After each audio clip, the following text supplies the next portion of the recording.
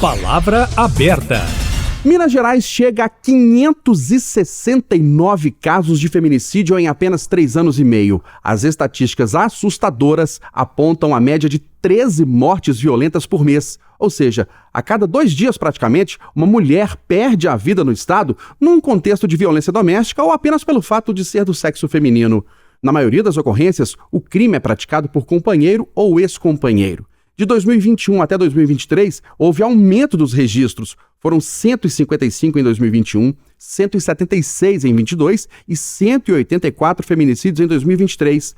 De 2021 até maio deste ano, foram ainda 658 tentativas de feminicídio no estado. Os dados são da Secretaria de Justiça e Segurança Pública de Minas. E a lei que incluiu o feminicídio no Código Penal está prestes a completar 10 anos. Mas o assassinato de mulheres é uma tragédia que se tornou comum nos últimos anos ou sempre ocorreu e era pouco denunciado? A lei do feminicídio é eficaz na prevenção, combate e punição aos responsáveis? Do ponto de vista social, por que as mulheres são tão vítimas das atrocidades dos homens? Para debater o assunto, eu, Eustáquio Ramos, estou recebendo agora no Palavra Aberta a delegada Ingrid Estevam, que por 5 anos foi chefe do Núcleo Especializado de Investigação de Feminicídio do Departamento de Homicídios e Proteção à Pessoa da Polícia Civil de Minas. Doutora Ingrid, obrigado pela presença, seja bem-vinda. Obrigada pela oportunidade de debater um tema tão importante. Estamos recebendo também a doutora em Sociologia, professora da PUC Minas, Andréa dos Santos. Olá, Andréa, seja bem-vinda e obrigado pela presença. Olá, bom dia a todos. É um prazer estar aqui na Rádio Itatiaia para conversar sobre esse assunto. Começando com a delegada Ingrid Estevam, por que, delegada, o crime de feminicídio ficou tão em evidência nos últimos anos? Foram mais denúncias? Foram mais registros? A violência contra a mulher aumentou? Antigamente ela não era denunciada? Qual é a avaliação da senhora? Existem alguns fatores que nós precisamos pontuar. Por muito tempo, a morte de mulheres pela perspectiva de gênero, em razão da perspectiva de gênero, ficou invisibilizado. Então, você não tinha a capitulação de feminicídio anteriormente. E a partir de um movimento social, por meio de estudiosos e por meio de combates socialistas de pessoas feministas, ali no combate à luta contra a violência contra a mulher, esse nome começou a surgir, principalmente no México. Foi quando surgiu ali os primeiros nomes, as primeiras oportunidades de feminicídio. E desde então, esse movimento foi crescendo e o objetivo era, de fato, dar visibilidade para esse tema. Porque mulheres sempre foram mortas pelo simples fato de serem mulheres. E não tinha um nome específico, era homicídio comum. E o objetivo é realmente dar visibilidade para esse tema. Porque quando nós trazemos esse tema para o foco, qual que é o nosso objetivo? Combater. O que é mais importante nessa visibilidade atual é trazer políticas públicas, fazer com que o nome, com que esse sistema, essa ocorrência seja mais vista por todo mundo e o combate seja mais eficaz por todo mundo. Porque a partir do momento que a gente traz à baila esse tema, todos nós estamos vendo e combatendo de alguma forma. Mas lá nas décadas de 70, 80 e 90, a gente tinha números como esses, por exemplo, 13 mortes violentas de mulher por mês, uma morte a cada 2 dias, era mais ou menos isso, e isso se mantém até hoje? Nós percebemos uma crescente, né? O que nós percebemos é que, de fato, a sociedade, ela precisa mudar de alguma forma em decorrência dessa estrutura, dessa violência doméstica e contra a mulher de uma forma estrutural. Qual que é o objetivo? Lá no início, a gente não tinha esses registros muito aparentes. O objetivo é realmente trazer aqui e expor o registro de forma mais peculiar e de uma forma que nós possamos estudar esse fenômeno e atuar de maneira eficaz. O objetivo mesmo, anteriormente não tínhamos essa ideia, esse estudo, e com o passar do tempo passamos a estudar mais esse tema. Andréa dos Santos, do ponto de vista sociológico, o machismo aumentou nas últimas décadas, a discriminação aumentou contra a mulher? É até curioso, eu achei graça, assim, o machismo aumentou. Ele nunca aumentou, ele sempre esteve. né? O que eu acho que nós estamos modulando dentro da nossa sociedade é trazer para as pessoas uma outra postura, nós mulheres, né, em relação ao convívio com os homens. Então, essa saída no mercado de trabalho das mulheres, a partir da década de 50 para cá, né, e a gente tem isso catalogado, seja pelos movimentos sociais, como a Ingrid colocou, seja pela forma como nós estamos lidando com a sociedade, a modernização dos processos, isso vem modificando o papel da mulher na sociedade. Então, quando nós não aceitamos um convívio abusivo, relacionamento tóxico, que nós comumente chamamos de machismo, nós estamos, na verdade, modulando novas práticas culturais, novas formas de pensar, novas formas de trazer a sociedade para uma outra realidade, essa contemporânea. Então, os registros, eles se tornam hoje mais visíveis, primeiro por uma necessidade, né, por uma mudança comportamental da sociedade, por uma lei, que a gente precisa também, né, de dizer da importância dessa lei de feminicídio, porque até 2015, quando foi lançada, nós não tínhamos um registro tão efetivo. Nós tínhamos o número de homicídios, que era o nome que se dava, e o que a gente observava como pesquisa é que 80% dos homicídios eles não tinham autoria. Mas os 20% que existia autoria eram crimes contra mulheres. E a partir dali houve essa necessidade, também acoplada a essa nova modernização da sociedade, que a gente passasse a ter mulheres investigando casos sobre as mulheres e que desse ali uma nova forma de entendimento social e visibilidade para um problema que ele é recorrente, presente na nossa sociedade. Então, quando a gente traz isso à tona, a uma visibilidade, nós estamos mostrando que, mulheres não aceitam qualquer tipo de relacionamento mais, nós temos uma proteção social jurídica que vai fazer a investigação no caso de assassinato e vai causar ali um incômodo social, porque nós temos investigação, nós temos propósito, nós temos uma série de modulações que elas são importantes de serem trabalhadas, e nós temos hoje uma lei, várias, né? Porque a gente tem a Maria da Penha, hoje nós temos o feminicídio, nós temos diversas legislações que vêm fazer o quê? Dar respaldo e proteção a essa mulher, em diversos aspectos. Então, assim, não aumentou o número de casos, não aumentou o machismo. Nós estamos lidando com eles agora de forma mais objetiva, mais de frente para esse problema, para que a gente possa, de fato, mudar para gerações futuras. Não é para agora. Isso aqui nós estamos fazendo para os nossos netos. Isso nós estamos fazendo para os netos dos nossos netos, né? Ter uma sociedade mais equânime, menos misógina, menos machista, vamos dizer assim. E não é machismo no sentido de ser o inverso, se as mulheres se equipararem aos homens. Ao contrário, né? Os homens acompanharem socialmente junto com mulheres para que a gente tenha uma sociedade mais igualitária. Delegada Ingrid Estevam, e no caso dessas ocorrências de feminicídio, o perfil do autor é de um homem machista, possessivo, que não aceita ali o fim do relacionamento e que discrimina, ou, em muitos casos, é um bandido contumaz, que comete outros crimes, assalto, tráfico de drogas, sequestro, outros tipos de homicídio? É importante destacar aqui, primeiramente, a existência do feminicídio íntimo e do feminicídio não íntimo. Nós lidamos comumente com feminicídio íntimo, que é aquele que envolve ali a relação íntima entre homem e mulher, mas não podemos deixar de pontuar que existem outras formas. O sujeito ativo ele pode ser mulher também, pode ser qualquer pessoa, mas o que mais ocorre é, de fato, o feminicídio íntimo, que é aquela que a mulher tem uma relação com esse homem. E o que ocorre? Esse autor desse feminicídio íntimo, ele pode ser qualquer pessoa. Então, nós não estamos falando, só vai cometer o feminicídio aquela pessoa com determinada ficha criminal. Não, qualquer homem, qualquer pessoa, ou independente da orientação dele, ele vai ser passível de ser um feminicida. E a mulher, ela pode ser vítima do feminicídio, qualquer mulher. Se ela está em um relacionamento, ela pode ser um relacionamento abusivo, ela pode vir a ser uma vítima de feminicídio. Então, a nossa perspectiva, e durante todos os estudos, nós percebemos que, realmente, qualquer pessoa, qualquer homem pode ser o autor do feminicídio e qualquer mulher está sujeita a ser vítima de feminicídio. E na sua avaliação, Andréia, essa perpetuação do machismo, da discriminação, é uma questão ali familiar?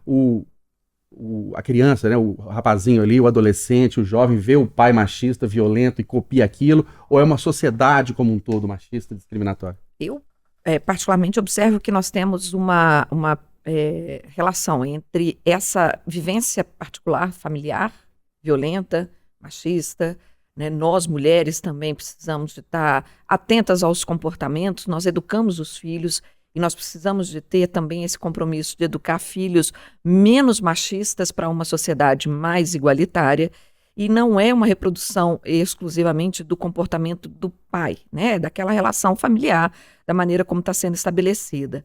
Mas, de muitas maneiras, isso é referendado lá fora, naquilo que a gente chama de sociedade, nas nossas relações mais pontuais, em que a gente, sem perceber, a gente usa, eu vou usar um termo muito popular, passa pano para determinadas situações que são extremamente machistas e que muitas vezes nós não compactuamos com elas, mas a gente se cala. Então, assim, quando eu falo dessas relações, né, então, assim, por exemplo, é muito comum um homem acreditar que ele agrada hoje uma mulher quando ele faz um elogio aos atributos físicos. Estou sendo super educada, tá? Aos atributos físicos que essa mulher possa ter. Muito bem. Muitas vezes isso é muito grosseiro e isso incomoda, porque isso fragiliza a sua estadia na rua. Isso traz medo, isso traz insegurança, a gente fica com medo de circular em determinados locais por conta da presença ou não daquela figura que está ali de forma recorrente. Todas essas pequenas ações cotidianas que são entendidas hoje como uma valorização, por exemplo, da mulher, e que às vezes não é uma forma depreciativa de lidar, piada, forma de elogios não adequados, toques não adequados ao corpo feminino, sem autorização, sem permissão. Todas essas pequenas atitudes, elas são, na verdade, reflexo dessa sociedade que a gente está chamando de machista, que a gente está colocando como extremamente violenta, não violenta no sentido físico de você chegar a matar, né? Mas de você criar situações psicológicas, de você trazer o que a gente chama nas ciências sociais de uma violência simbólica. E essa construção, ela é referendada por diversas atuações, formas de relacionamento, seja dentro de casa, seja na rua, né? Quando a doutora Ingrid está colocando nesse relacionamento íntimo e não íntimo, muitas vezes os homens que se sentem frustrados tendem a cometer. No Brasil a gente não tem tanto essa presença de serial killer, né? Raramente a gente vê, existe, mas não na mesma proporção que a gente vê em outras organizações como a americana, né? A norte-americana, e que a gente vê presença de outras valorizações ou outras validações machistas. Então, isso faz parte desse momento em que a sociedade se coloca contra, né, essas atuações e que a gente vem conversar sobre esses assuntos para ver se a gente minimiza o impacto disso na vida de todas as mulheres. Delegada Ingrid, a senhora que atua lá na linha de frente para combater, prevenir e punir os responsáveis pelos feminicídios, avalia que a legislação que temos hoje, ela é suficiente? Lei Maria da Penha, a própria lei de feminicídio que está prestes a completar 10 anos, tem sido suficiente? Porque a gente viu em Minas Gerais, eu falei no início aqui, do aumento de casos de 2021 a 2023, né? E a cada 2 dias uma mulher é assassinada aqui no nosso estado. A legislação tem sido suficiente, até porque a gente vê muitos casos falando assim, não, aquela mulher foi assassinada e já existia uma medida protetiva para ela, né, contra o marido, contra o ex-companheiro, mas mesmo assim ele foi lá e assassinou. Primeiramente, a gente tem que pensar que é um problema estrutural e sistêmico, que não será resolvido de um dia para o outro. Como a professora disse, há uma necessidade de mudança na consciência da sociedade para que isso futuramente mude 100%. Então, essa construção e essa desconstrução, na verdade, desse tipo de pensamento machista, ela leva muito tempo. E as legislações atuais que temos, principalmente no Brasil, elas são apenas alguns instrumentos para a prevenção e repressão eficaz do feminicídio.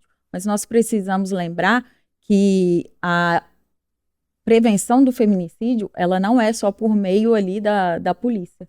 Ela é uma prevenção estruturada em alguns pilares, que eu costumo dizer, que são quais? A sociedade, como a professora bem pontuou, da mudança desse paradigma, da mudança de consciência de todos nós, incluindo as próprias mulheres, a mídia, como forma de trazer esse tema à baila para que todos saibam e possam entender. Isso é uma forma de prevenção e de mudança de consciência.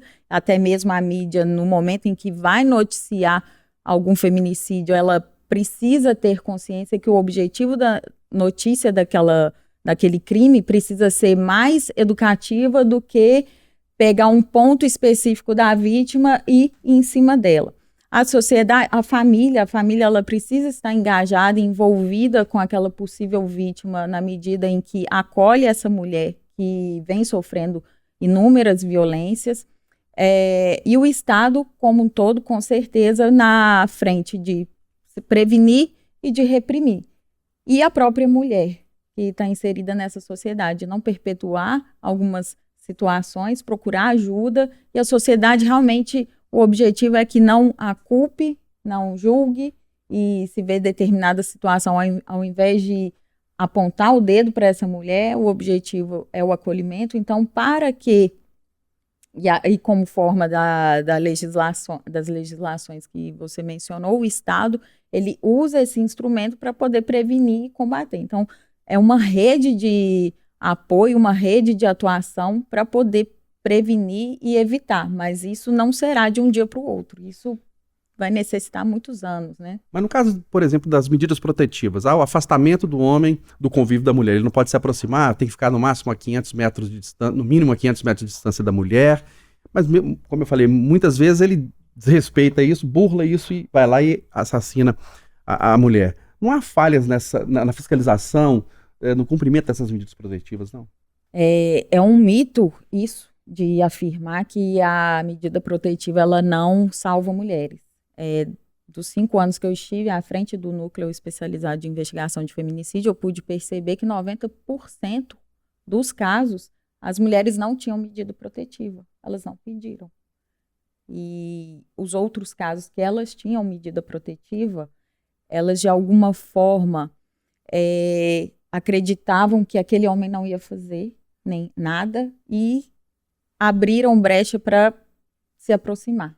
Elas quiseram se aproximar desse autor, o que é uma pena, porque a medida protetiva ela é um instrumento muito eficaz e o Estado vem tentando melhorar cada vez mais, e quando a gente perpetua essa informação de que a medida protetiva ela não resolve, a gente está colocando na cabeça da mulher que ela não precisa pedir, e isso é realmente algo que a gente precisa mudar. E eu afirmo, 90% das mulheres que foram vítimas de feminicídio, elas não pediram medida protetiva. E as outras que tinham medida protetiva, retomaram esse relacionamento. André, para a gente finalizar, desses tópicos, né, desses pilares que a doutora Ingrid falou, para barrar os feminicídios, a família, a mídia, a sociedade, o poder público, a própria mulher também, tem um ator principal entre esses aqui? Não, nenhum. É muito complexo a gente falar isso, né? Nós vivemos numa sociedade muito mais complexa e que vem modificando muito rapidamente, né? A gente nota isso pelos meios de comunicação, pelas formas como a gente se comunica, e a gente não tem um ator principal. Nós temos que mudar a mentalidade, a forma de pensar, a forma da gente conviver com as pessoas. Eu falo que cada geração que vem nascendo, né? Eu que estou dentro de sala de aula, eu vejo muito isso, como que os meninos têm pautado novas mudanças dentro da sociedade. Então, assim, eu acredito que esse processo familiar, de frustrações, de condições, de novas formas familiares, novos processos educacionais, novas legislações, que as legislações elas acabam acompanhando esse novo comportamento da sociedade. Então, a gente, né, não pode confiar numa única coisa. É um processo complexo, uma vida complexa que nós estamos vivendo, e que nós temos que viver dentro dessa complexidade, lidando com todos os elementos. Não tem solução mágica, não tem uma proposta única que a gente utilize dentro desse contexto, né? E a gente tem que lembrar uma outra coisa, que no âmbito da família, principalmente família que já tem esse problema de violência doméstica, nós estamos falando de sonhos individuais. São mulheres que sonham ter relacionamentos com homens saudáveis e que aquilo ali foge a um certo controle, passa por uma posição dos rancores, dos sentimentos ruins dentro daquele relacionamento, e aquilo dali pode ser exatamente o que estava faltando, né? Aquele ponto que estava faltando de ruptura para que haja um crime. Então a gente precisa de ter um certo cuidado, porque nós estamos falando de pessoas. Nós debatemos o Palavra Aberta de hoje, o feminicídio. A lei que incluiu o feminicídio no Código Penal está prestes a completar 10 anos. Em Minas Gerais chegou a 569 casos de mulheres assassinadas por companheiros ou ex-companheiros em apenas 3 anos e meio. Recebemos a delegada Ingrid Estevam, que foi durante 5 anos chefe do Núcleo Especializado de Investigação de Feminicídio do Departamento de Homicídios e Proteção à Pessoa da Polícia Civil de Minas. Delegada Ingrid, obrigado pela presença da senhora, pela contribuição, um grande abraço. Obrigada, agradeço a oportunidade. Recebemos também a doutora em Sociologia, professora da PUC Minas, Andréa dos Santos. Andréa, obrigado pela presença, um grande abraço. Eu que agradeço. E lembrando que o Palavra Aberta vai ao ar todo sábado, 8h20, aqui no Jornal da Itatiaia, e você pode acompanhar também pelas nossas plataformas digitais, principalmente o YouTube.